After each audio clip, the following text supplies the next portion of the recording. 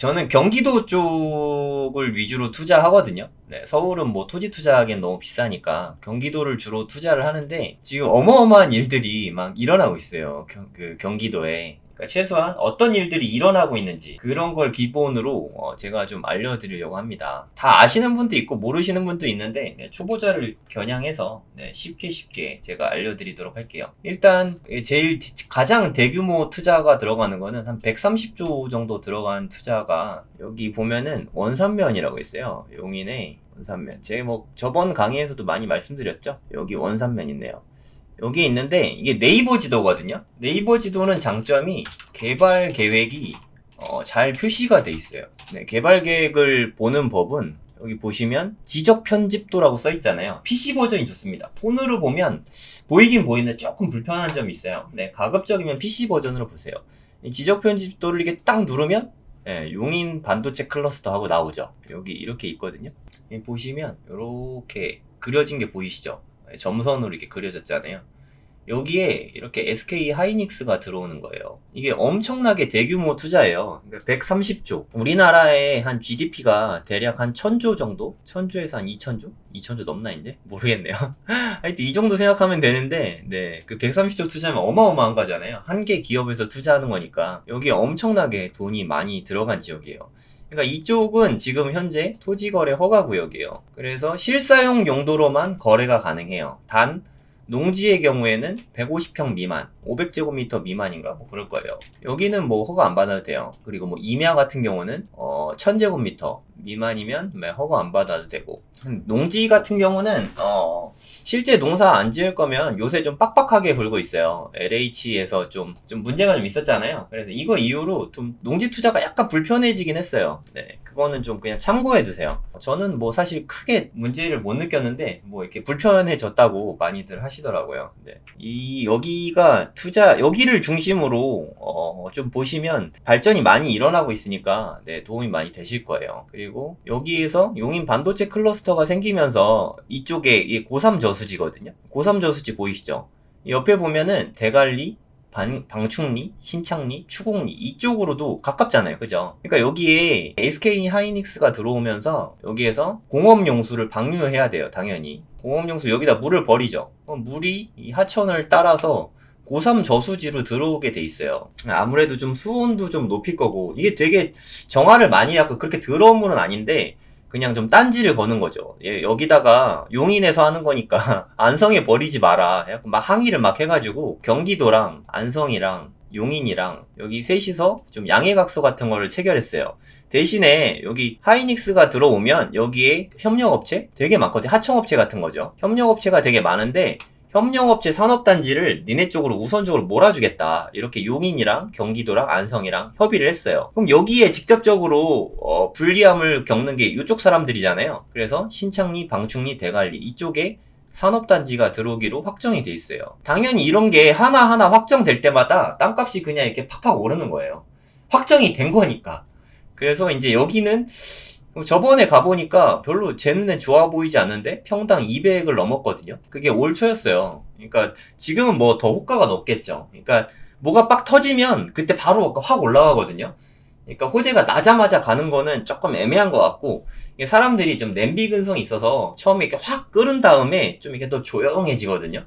네, 그럴 때 가보시면 좋을 것 같아요. 그리고 이쪽에 추곡리 이쪽에는 한화랑 안성이랑 무슨 테크노밸리, 안성 테크노밸리를 여기다 조성을 했어요. 좀 볼까요?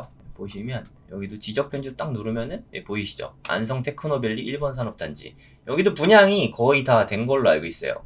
위치가 너무 좋잖아요. 여기를 중심으로, 그러니까 여기에 산업단지가 들어온다. 그럼 산업단지 안에 투자를 할 생각을 하지 마시고 이 주변에, 특히 이 주변인데 이런 색깔이 계획관리거든요. 이런 게 제일 좋은 거죠. 계획관리가 뭔지 모른다. 그럼 나중에 토지 기초편 보시면 됩니다. 네, 무료예요. 제 유튜브 채널에 있습니다. 이 계획관리 쪽에 비싸겠죠. 네, 당연히 비쌀 텐데 이런 데 땅을 사면 되게 좋겠죠. 그리고 아까 말씀드렸던 방충리, 대관리 막 이쪽은 좀 이렇게 계획관리가 별로 없어요. 사실 보시면 방충리, 대관리, 신창리 이쪽이잖아요. 여기 한번 보시면 용도 지역이 되게 중요합니다. 거의 다 농림지역이죠. 거의 다 농림지역이에요. 농림지역인데 정부에서 뭐 정부는 힘이 있잖아요. 네, 용도 변경을 할 수 있으니까 용도적 변경해서 좋게 종상향 해주겠죠. 여기도 마찬가지로 이렇게 계획관리 땅들 있죠. 계획관리가 제일 좋은 겁니다. 투자의 기본은 계획관리예요. 이상한데 농업지역 이런 거 하지 마세요. 농림지역 이런 거 비추합니다. 부동산 가면 뭐 주변에 200만 원인데 난 100만 원에 팔어 이런 거 대부분 농림지역이에요. 그런데 하지 마세요. 색깔 이런 거 있죠. 네, 살구색.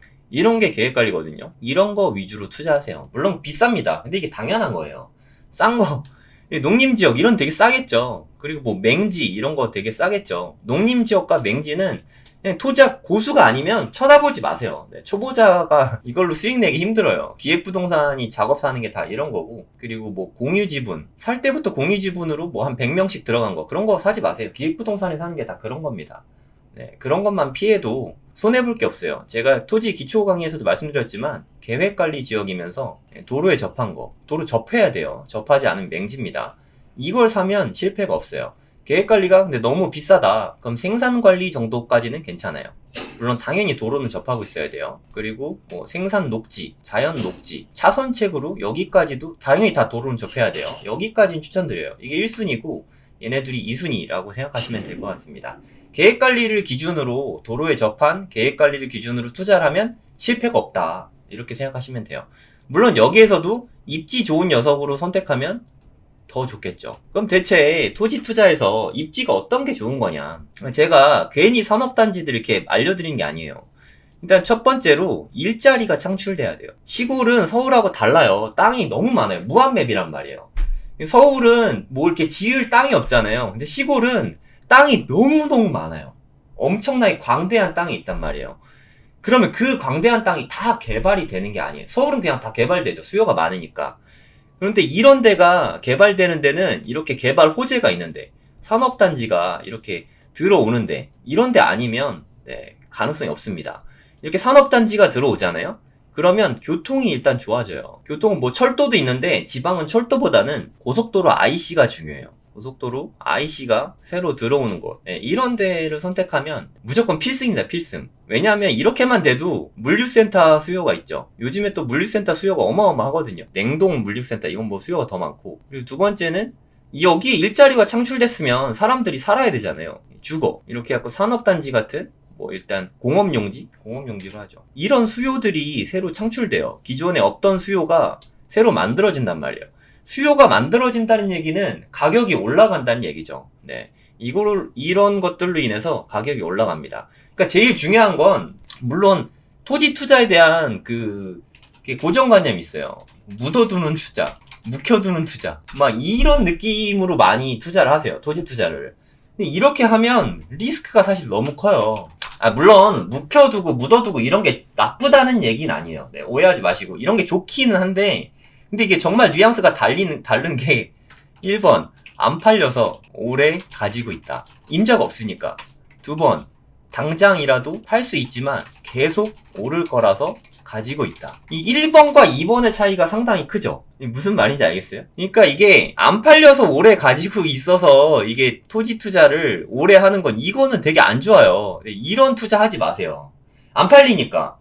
팔릴 것 같지 않다. 팔릴 것 같진 않지만 이거 올해 뭐 한 10년 지나면 되게 좋아진다고 하더라. 이런 거 살지 말라고요.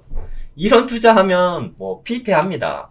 근데 당장이라도 사겠다는 사람이 너무 많아요. 나한테 팔아. 뭐 내가 뭐 평당 한 100만 원에 샀는데 200에 사겠다. 뭐 이런 사람이 너무 많아.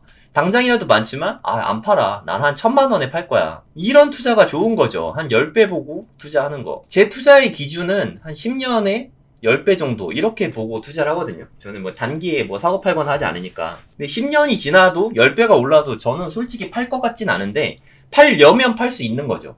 이게 다르거든요. 내 의사에 달린 거죠. 그러니까 내가 팔고 싶으면 파는데 더 오를 것 같으니까 향후 가치가 더 좋아질 거니까 안 파는 거예요. 이거 이해하세요? 이걸 잘 이해하셔야 돼요. 그럼 이제 토지 투자의 기준이 생기죠. 어떤 땅을 사야 되냐? 되게 쉽습니다. 어떤 땅을 사야 하는가? 그냥 잘 팔리는 땅을 사면 됩니다. 잘 팔리는 땅.